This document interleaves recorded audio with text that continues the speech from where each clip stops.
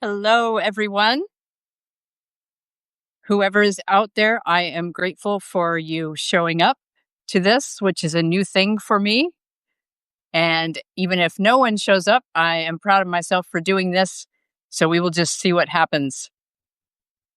I did have one question submitted in advance. And that one question was, if I could talk to Bruce Springsteen for 3 minutes, what would I say? If you're at all familiar with my work or have heard me speak, you know that I'm a huge Bruce Springsteen fan and have been since high school. So, what I would say to him first is thank you. His music has been the soundtrack of my life, and he is second only to my husband in terms of the man who has had the greatest influence on my mental health. And beyond that, I would thank him for all of the charitable work that he does, for his openness about his own struggles with depression in interviews, in his Born to Run autobiography. And I think the one question I would ask is what gave him the courage and the strength to never give up on his dream? He has never had another job in his life. From the time he was a teenager, he knew he wanted to be a musician, and he spent plenty of time couch surfing and living out of a car, basically driving all night because he couldn't afford a place to stay. And a lot of people don't know that backstory. They just know him as a huge star, and younger people may have never even heard of him. Um, so I would ask him for some tips on, how to get through the hard times when you're not earning money and no one seems to be listening or care about your work.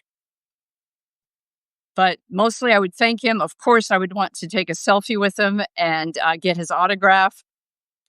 And might ask him if there was any chance I could get a backstage pass or at least a pit ticket the next time he gives a concert. So that was the first question I was asked. And I see we've got a few people who have tuned in. So thank you for being here. And now is your chance to type in the chat anything you might want to ask me. I'm hoping to get some questions.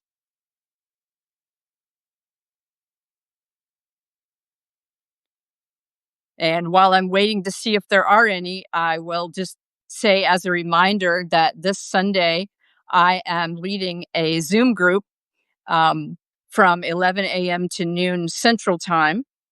And it's free and open to the public. It's just a chance to have an honest conversation about what's happening in the world and how it's affecting us. Got a question, just got in. Thanks for your work. And who are you talking about? I was talking about Bruce Springsteen originally. I had gotten a question submitted in writing earlier about how if I could talk to Bruce Springsteen for 3 minutes, what would I say? And I've been a lifelong fan of his and admire him for multiple reasons.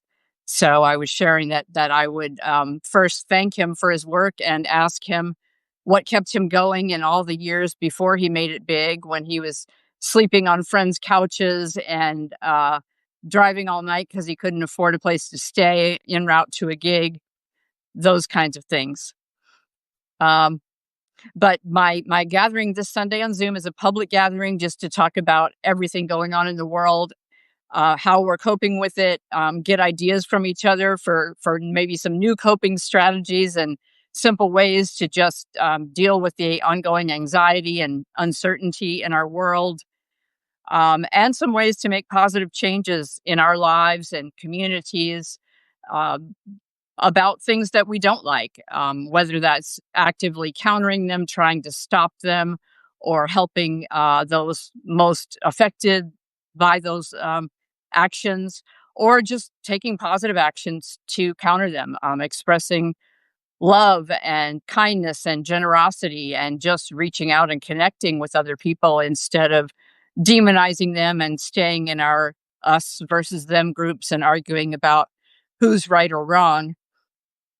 Find ways to come together and build bridges instead.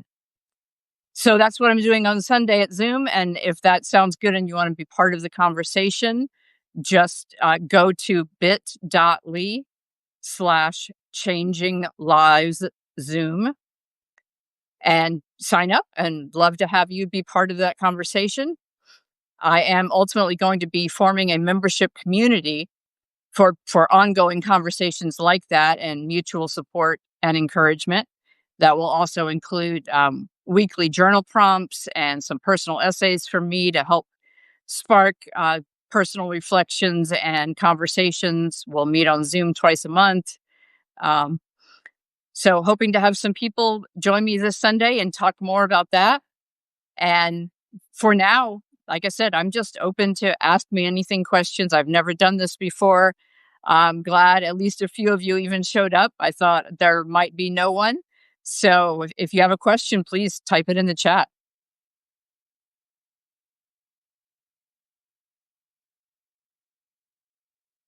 And if you have no idea who I am and just happen to stumble on this live and have nothing better to do, I'm Wendy Gordon. My Substack is Changing Lives.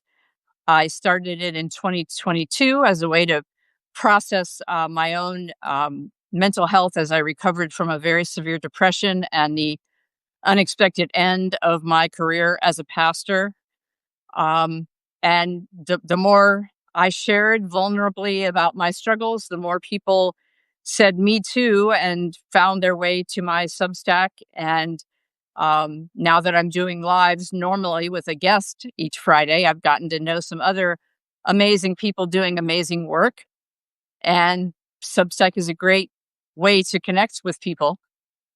But it can also be challenging for mental health because there's so much comparison on notes and so many brags about, I got so many subscribers in such a short time, and or I'm making so much money, or whatever it might be, that it's easy for some of us, for me anyway, to get into that comparison syndrome, and that they're more successful than me. No one is really interested in my work, or they don't like me. All the old things that come up of not being enough.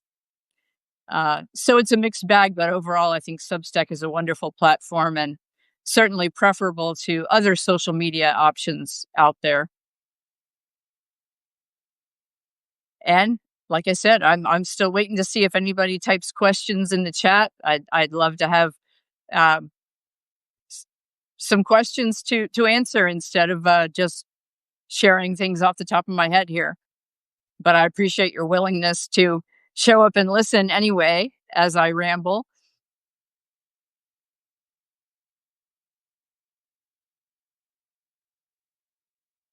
As I said, I started Changing Lives in 2022, and I did written post every Friday until this year. And I just missed the and more interactive nature of conversations. And writing is great, and I got some great comments in return. Hey, we have a question. Wonderful. In changing your career, how do you see your spiritual life now? I go for the spiritual instead of organized religions. I absolutely, my spiritual beliefs have evolved and continue to. Um, I'm kind of an odd mix right now. I call myself Christian adjacent or a Jesus follower, but I don't believe a lot of classic Christian teachings. I don't believe that non-Christians go to hell, or that any group of people goes to hell automatically, or anyone who does a certain thing goes to hell. I don't actually believe there is a hell, was what it comes down to, in terms of a place of everlasting torment that God sends anyone to. I think there's plenty of hell on earth right now that is human caused. And I see Jesus as a great spiritual teacher who was especially enlightened as a human and taught the same message that all of great spiritual teachers do, which is love yourself and your neighbor, and everyone is your neighbor, and treat people the way that you would want to be treated, um, and see, your shared humanity and the interconnectedness of all of life, not just humans, but nature as well, and just try to be a good person. And I know plenty of atheists who are very good people. I know, pagans, witches, take your pick of all the different religions and spiritual beliefs. And have learned a lot from them, and Buddhists in particular. I really admire the emphasis on just being mindful and being kind, which I think is universal, whatever your spiritual beliefs are. And at the same time, I do currently attend a church, which I did not expect to after the end of my career as a pastor, which was initially not my choice. But then, as I interviewed with other churches, I realized I just could not, in good conscience, be silent about some things that were being done in the name of Christianity and some politicians that were being supported who were advocating hate and violence that I was not okay with. But the church I attend now, I found it through a welcome statement on its website that emphasized that it was a place for believers, questioners, questioning believers, those who did not believe, people of all sexual orientations, gender identities, ethnicities, marital status, et cetera, et cetera. And so I thought, yeah, now this might be a church I'd be okay with. And so I go primarily because of the awesome people there who are equally committed to social justice, and that I have things in common with and like to be around, and because people are real there, unlike other churches I've been in where people kind of have that church mask and say, "I'm fine, how are you?" and you don't really want an honest answer and don't know how to handle it if you give one. At this church, people are upfront about, I did time in prison, or my child is an addict, or whatever else they're struggling with in life, and we genuinely support each other. So I continue to go, even though during worship, there are always, some things said that I no longer believe, and I'm okay with that. But definitely my spirituality, as I wrote in one of my articles, my most spiritual experiences have been at Bruce Springsteen concerts and out in nature. Those are my go-tos for my own spirituality now.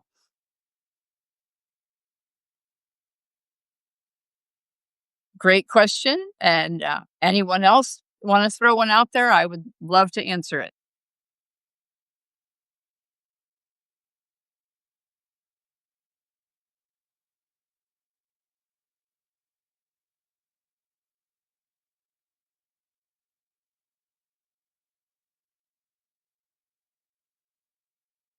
And while I'm waiting to see if anybody types one in the chat,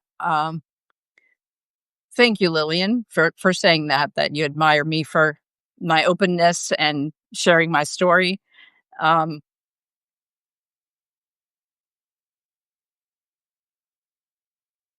Lost my train of thought there for a minute, but that's okay. I'm willing to share my story really because I think there's still, at least in some quarters, a lot of stigma around mental health issues. And because spiritual issues in particular, there's so much harmful theology floating around right now, and so many efforts to twist the Bible, to use it as a weapon, or to subjugate women, or ethnic minorities, or LGBTQ people, to shame people. And that's certainly, Jesus was all about the opposite, and taught and modeled a very different way of interacting with people. And so churches, for some people, used to be safe havens, and they were sure of what they believed, and they were in a community with other people who believed the same things. And then something happened. Either the church got, way too political, and was started saying, all Christians have to vote for this candidate, or you're not a real Christian, and you have to, demonize immigrants or LGBTQ people or whoever it might be.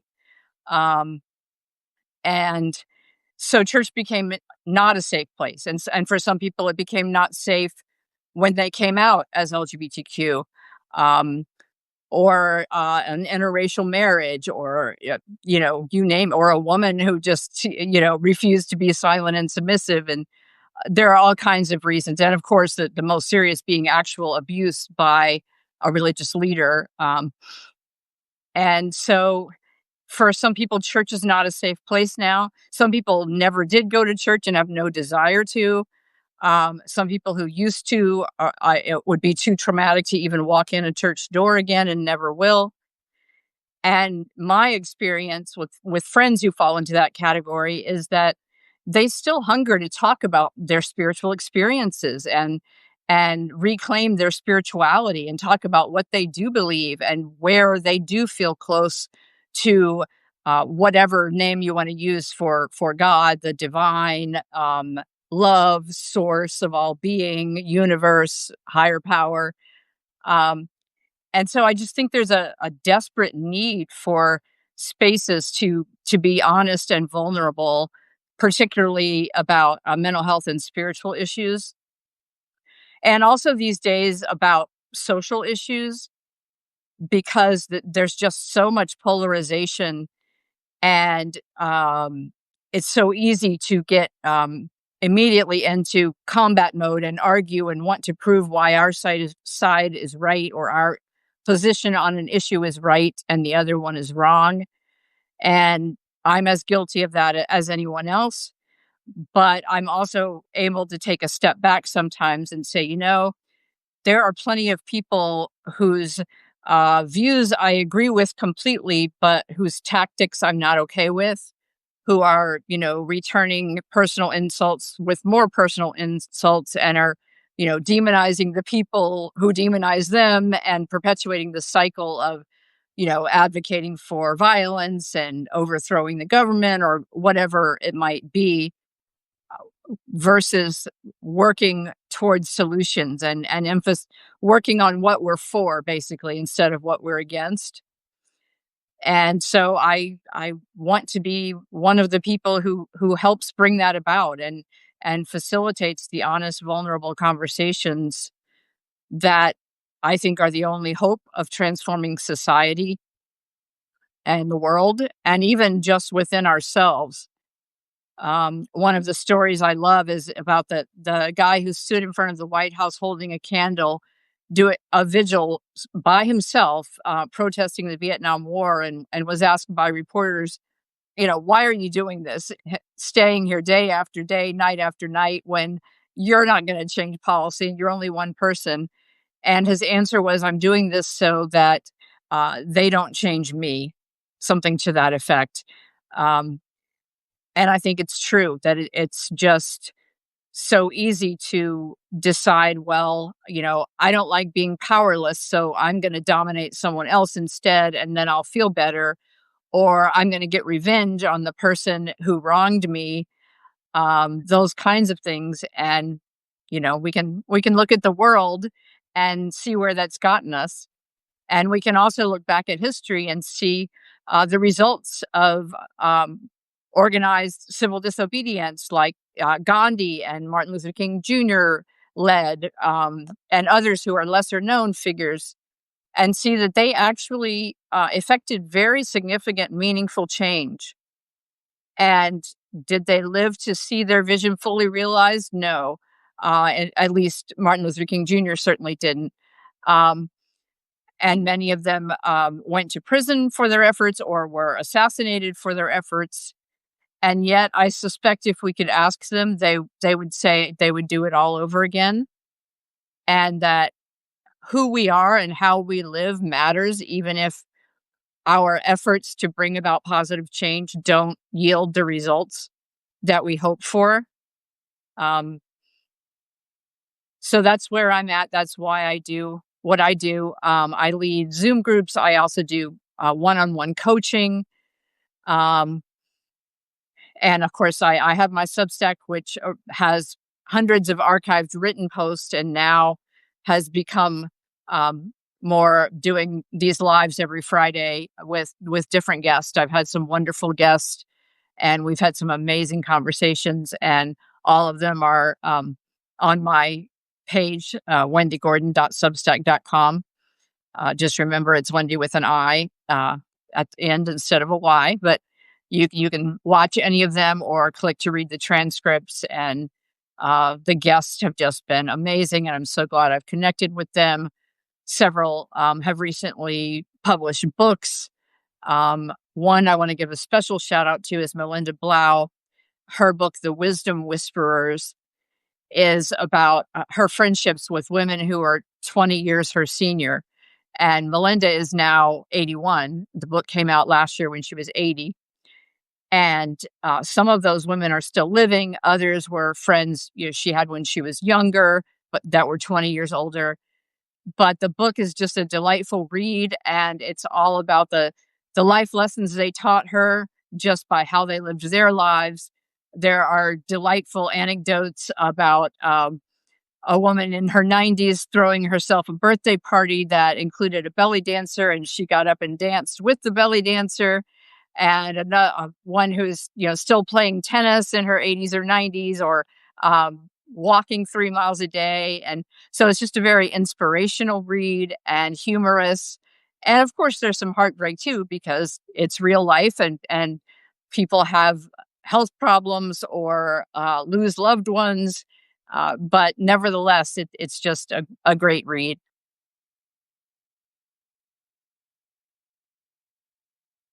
And again, thanks to all of you who showed up here, and I'd love to answer any other questions you may have.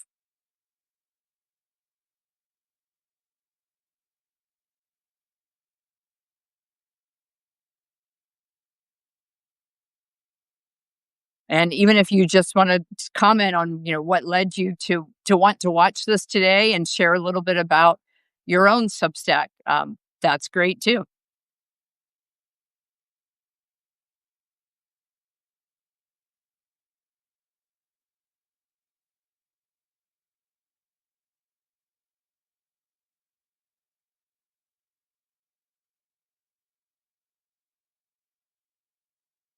Just as a general observation, I'll also say that every single Substack Live that I have done, with a wide variety of guests, a common theme has been that um, the older we get, the less we care about what other people think, and the better we're able to um, accept ourselves as we are, and really rediscover who we are and reclaim ourselves apart from our identity, as in my case a pastor, for some women as a mother, or a wife, or whatever it might be. And just we it's very freeing to reach a point where we can say, this is who I am, this is what I believe, I'm not going to hide it, I'm not going to apologize for it. um, if I'm not your cup of tea, that's fine. You can find someone else to have coffee with, or beer, or whatever it might be. We don't have to um, all get along or conform. So many of us, when we're younger, feel like we have to stay within certain boxes, and we have to meet society's expectations. And there's one acceptable path to success, and we're all supposed to want the so-called American dream, or so-called good life of nice house, fancy car, great vacations, um, steady climb up some kind of career ladder, until one day at age 65 or whenever it might be, we retire, and then we finally get to really live and do what we want to do. And a lot of us are realizing, no, I'm not willing to postpone my happiness and stay in a job that I hate, or that would require me to compromise my ethics for decades, and making new choices. And I'm also honest about the fact that it's not easy to do that.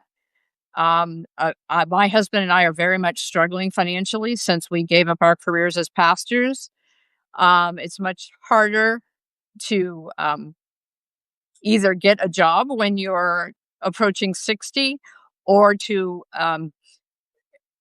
learn how to market yourself and your services, and attract an audience when you've never done that before, and are used to basically doing the same work I'm doing now as a coach, but doing it as a pastor, where I had a steady paycheck, and people would just come to me to talk through things, or to have me console them or be with them during a crisis. Um, And at the same time, despite the financial challenges and all the anxiety that go with that, um, I wouldn't have any other way, because the price of compromising my ethics and staying silent about things that matter that I'm passionate about in order to keep any job was too high a price for me. It amounted to selling my soul, and nothing and no one is worth that. Um, so that would be my encouragement to anyone out there who thinks, it's too late for me, or I don't have a choice because I can't pay the bills if I don't stay in this job I hate. Um, there are choices even when it seems like there aren't. Doesn't mean the choices are easy or are going to work out the way you hoped they would. But if your heart and soul are telling you, you know, calling you, please, this is what you're meant to do, then find a way to do it. Even if you're able to, do it on the side while you stay in the job you'd rather not be in and gradually um, shift, then do that. My way is not the ideal way to go from full time job to no job. But I have cobbled together other part-time jobs. I do SAT exam tutoring online with a wonderful company as a part-time employee, and I'm a peer listener, which means I'm on call if people call in just wanting to vent to someone or talk through some issues going on in their lives. Um, so there are ways to make ends meet that are other than traditional full-time employment, even if your, venture as an entrepreneur isn't immediately profitable, kind of side gigs, if you will, that I've cobbled together. Um, and it's worth it I think being true to yourself and to whatever your spiritual beliefs are is more important than anything else in life, as a contributor to our mental health, to our physical health, our overall well-being. And like I said, it's not a cakewalk. I'm not pretending that it's that simple to just do whatever you want to do and have everything be fine. But you also pay a price if you're miserable every day, and I had reached the point where I was. So,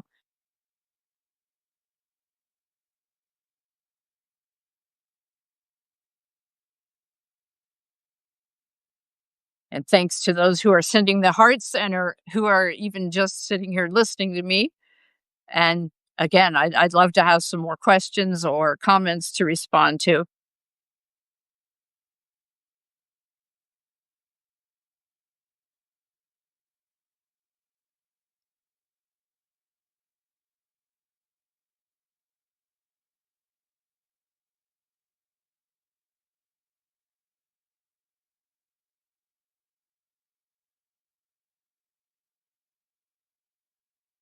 And I'm waiting to see if there will be any more, another thing I'll share is that my husband and I have been married since 1991, and he is a wonderful guy.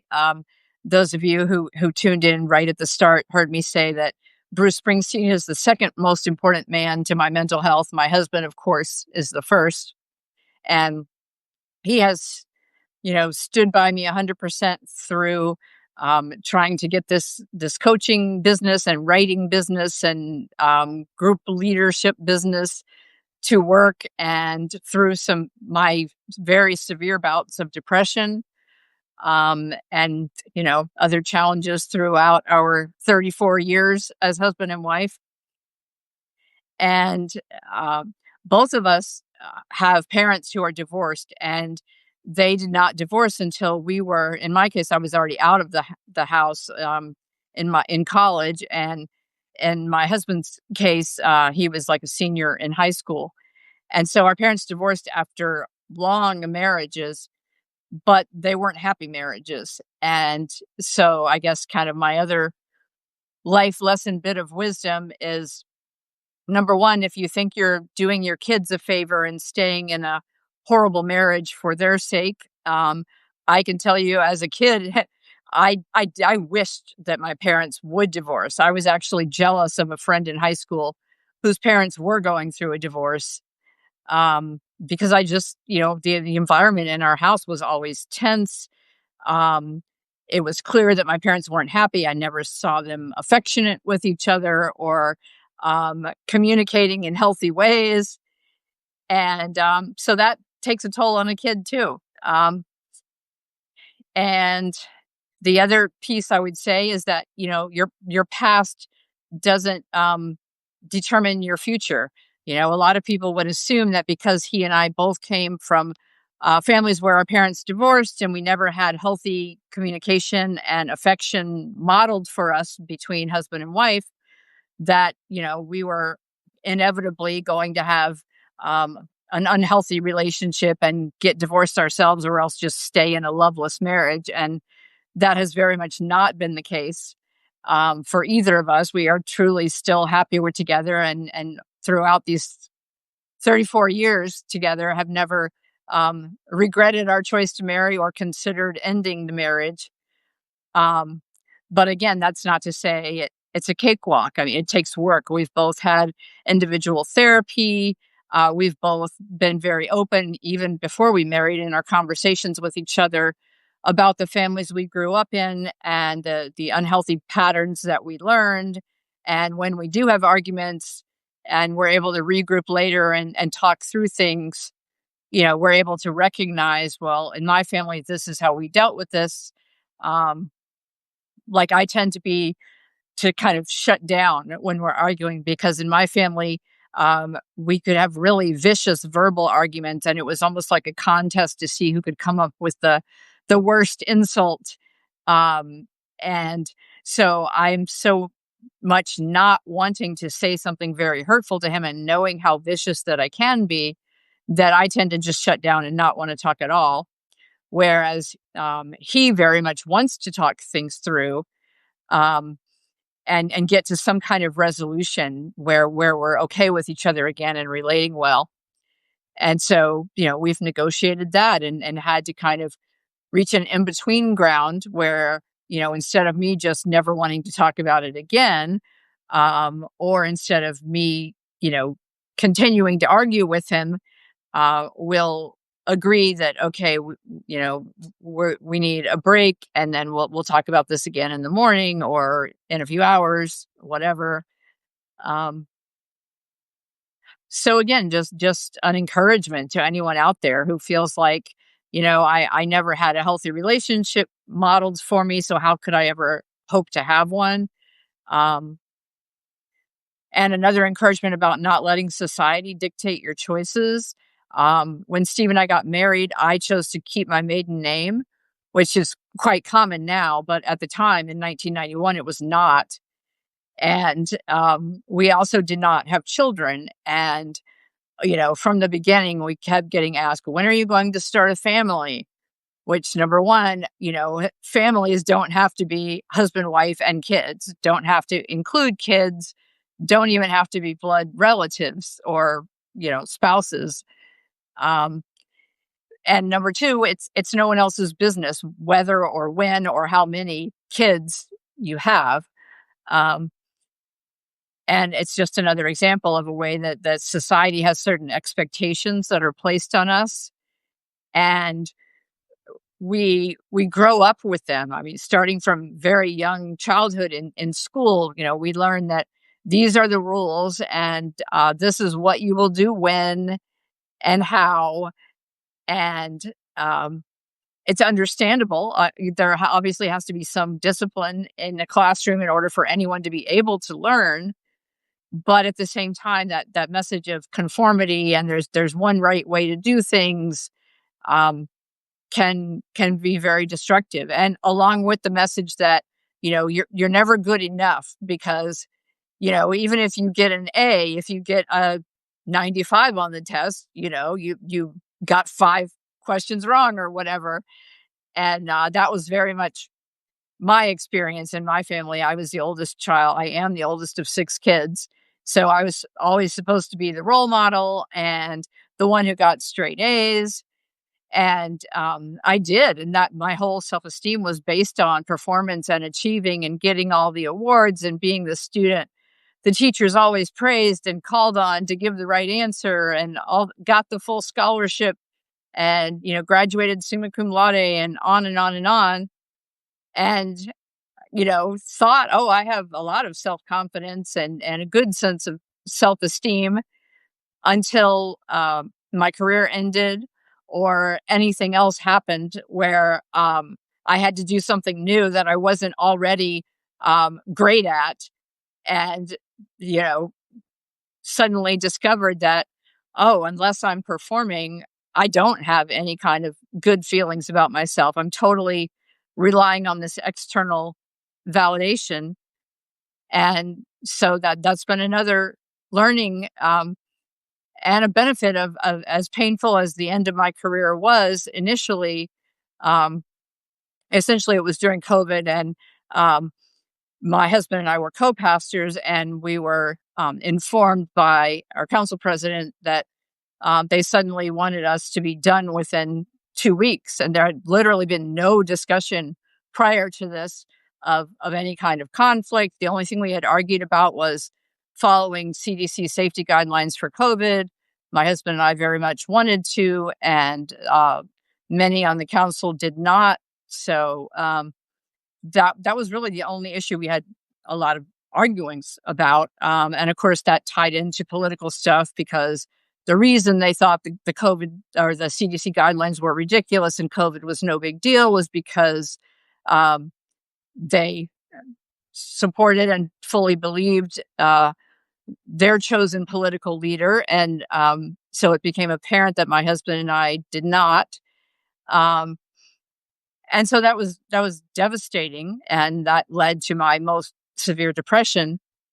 A question: can I tell you how to reach me for coaching? Sure. Actually, on my Substack page, there is a tab for private coaching. So my Substack page is just my name, wendygordon.substack.com. There's a tab for private coaching. And there, on that page, there's a link to schedule a free 30-minute call, just so we can touch base with each other. And, I can learn more about you, you can learn more about me, and we can both decide, is this a good match?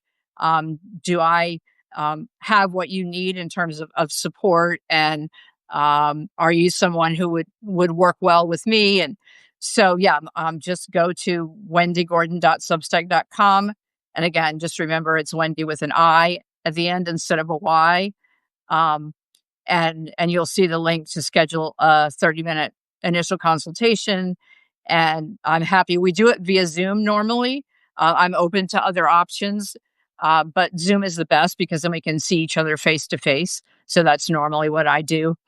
Um, and I'm happy to do it. And it's generally mental health and or spiritual health issues. Um, just someone who is wrestling with a decision, or who has been rejected by their family because they came out, or who is questioning everything that they were once certain of in terms of their spiritual beliefs, or who is in the midst of a depression, or coming out of one, and just wants someone who has been through it, who doesn't just have like the intellectual understanding of the thought process, but who had been there, done that. So yeah, I'm more than happy to have a consultation call with anyone. Just get to know each other, and see if I'm a good match for your needs, and go from there. I also, I'm not currently offering it, but I did a 6-week spiritual support group on Zoom that I limited to 12 people. And people loved it so much that at the end they said, can we pay you more and keep meeting? So we're now meeting once a month. But that's another way, and I'm also a trained NAMI support group facilitator. NAMI is National Alliance for Mental Illness, and they offer a lot of free support groups and other educational resources on their website, which is just NAMI.org. So yeah, I basically all of my life I've been the kind of person that even like in airports or laundromats or grocery stores, people would come up to and we would just start having a conversation and suddenly they are just pouring their heart out. And so that's just one of my natural gifts and something that I enjoy. And I know how important it is because I've been on the receiving end of being the person who was totally, couldn't stop crying, couldn't get out of bed, so depressed, thinking I had no value of whatsoever to the world or anyone. Um, so I'm just passionate about helping whoever I can help because I needed and got that help myself.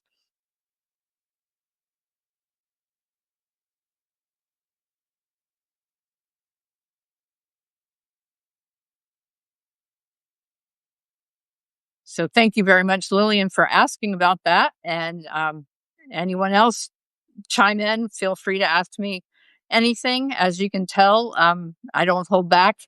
I've just learned from experience that I used to carry so much shame about being depressed and about not being employed. And once I started writing about it online, the shame mostly went away. It was amazing. I was initially hesitant before I hit publish on my first post in 2021 or 2022 of, well, do I really want to share this because a potential employer might see it or a potential client and they might decide, oh, I'm too, messed up mentally or whatever to be capable of helping them. And then I just realized, well, if that is their attitude, then they are really not someone I would want to work with anyway. So why worry about it? Um, and then, like I said, as I shared more and more online, more people just found their way to my work and left comments saying how much they appreciated my honesty and that they could relate to my struggles and that my suggestions are really helping them, whether it was a book or a particular kind of therapy. Um, the NAMI site, anything. Uh, so this is kind of my new mission in life is to uh, be an advocate because our mental health system is so broken in the United States. So is our entire healthcare system. That's a whole separate thing. But mental health in particular, my own experience of trying to get the help I needed and the horrible things that happen in the midst of trying to get that help. Um, Thankfully, I'm enough of assertive enough to, have gotten fed up finally and fired therapist and fired a medical provider and found ones that were far more competent and compassionate and helpful. Um, but even just finding anyone that is accepting new patients or that whatever insurance would accept or um, didn't have a months long waiting list already. It's challenging to get that help. And the help I was able to get, there was a reason that those providers could see me right away and did not have wait lists at all. Um, so, and the other thing is, I think that peers can help each other in a way that professionals cannot. And so both are complementary. I'm not in any way suggesting people not get professional help because I certainly needed it, and I continue to see my mental health provider for medication checkups as well as counseling. So I'm very much an advocate of that, but I'm also very much an advocate of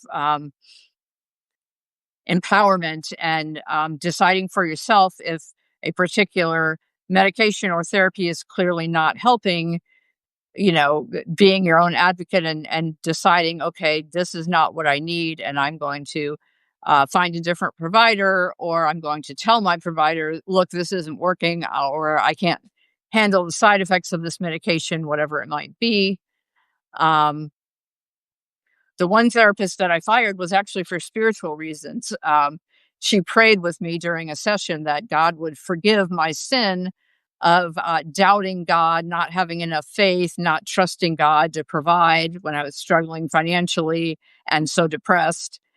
Um, so yeah, there are definitely some bad ones out there, but there are some fantastic ones too. And so you may have to go through some bad ones before you get to the right one for you, but it's worth the effort in the end. And it's also worth complementing that help, or while you're waiting and can't get that help, to do an online support group through NAMI, um, or to just have a trusted friend or a coach or someone, who's not a licensed and trained professional, when you just need someone to vent to, or someone to listen to you without trying to fix you, um, or convince you you're wrong, um, or just like an objective outsider, basically, who's not, I mean, my husband, as wonderful and supportive as he is, obviously he's very much emotionally involved when I'm super depressed, right? So he's a great support, but if I had relied only on him, that would not have worked well or been healthy for either of us. So, same thing. I mean, I think we all need as much support as we can get from as many different people as possible. And so I want to be one of those people, and I also have my own support people. I think it's very unhealthy for anyone to claim that they are, fully healed and they're the one who provides the help. They're not the one who needs help. As therapists have said to me, any good therapist has their own therapist. Um, and I just think it's so dangerous. Even well-intentioned people who may very well have resources and knowledge that benefit others, um, if the approach encourages ongoing dependence and reinforces the idea that the patient or the client or the friend is not capable of knowing what's best for them or of making their own decisions. They need to have this other authority figure tell them what to do, when and how, um, and just basically um, be their guide to life, instead of encouraging them and empowering them to get to know themselves and love themselves and trust themselves to know what they need and choose what's right for them. um, Quickly becomes destructive, even with the most well-intentioned person. And it also is so easy for that authority to be abused by manipulative people who encourage that dependence and that submission and blind obedience and trust. And um, so yeah, that's kind of where I'm at, and the experiences I've had that have led me to where I am.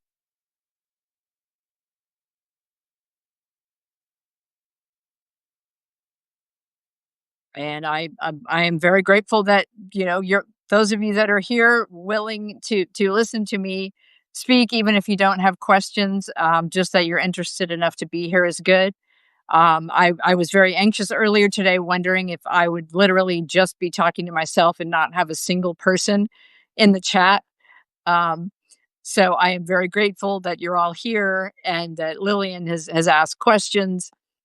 And again, feel free, even if you don't have a question, if you just want to comment with, you know, your own perspective, or, what your Substack is about and why you're interested in listening to me talk right now, that's fine too.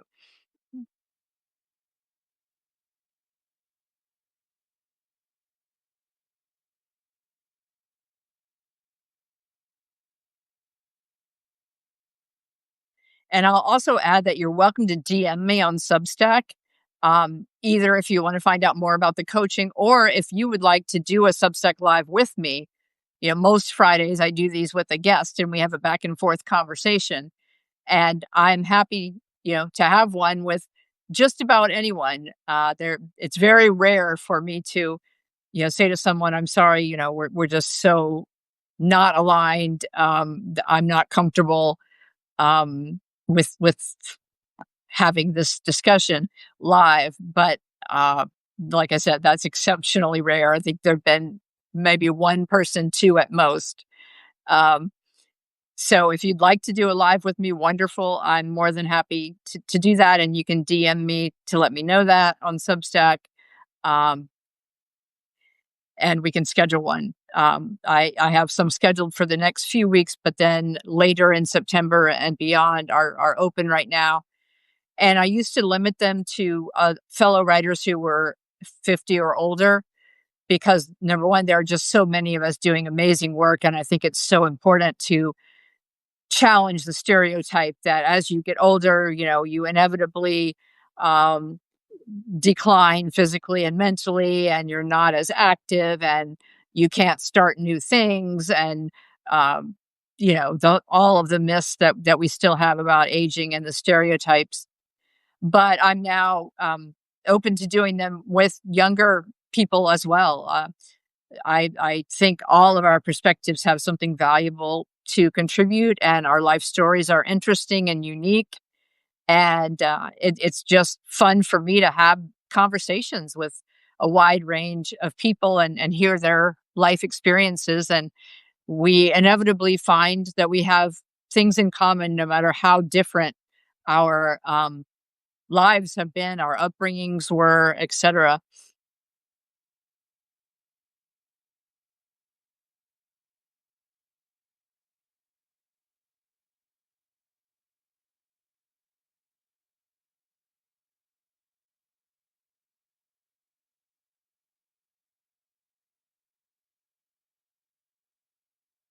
And I will probably wrap things up now, unless any of you do have any questions or comments you want to put in. I'll give you a few minutes, and otherwise, I'll say goodbye. And thanks so much for spending this time with me.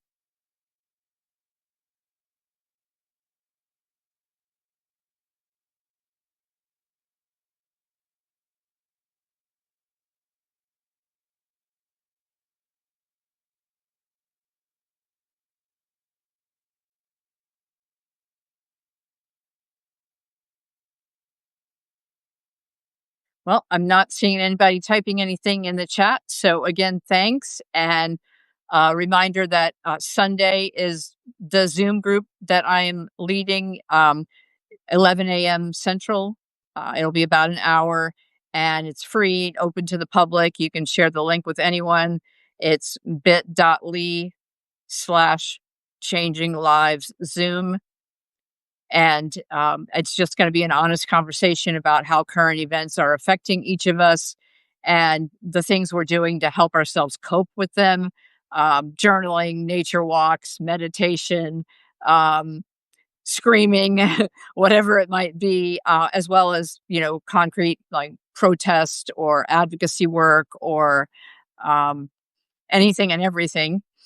And then, see where we go from there. I am going to be creating a membership community to continue to have conversations like that and go deeper and really get to know each other and find ways to either work together or just support and encourage each other's individual efforts to make positive changes in our lives and the world.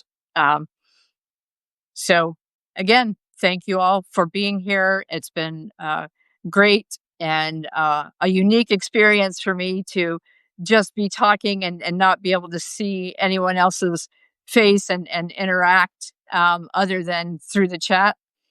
And I just appreciate your willingness to listen, and hope to see some of you on Sunday or to have you DM me to explore coaching opportunities with me, whatever it might be. Um, Thanks for being here, and uh, see you wherever I see you. And I'm glad that you all are on Substack, and you're doing amazing work too. Keep it up. Um, and thanks for listening. Bye.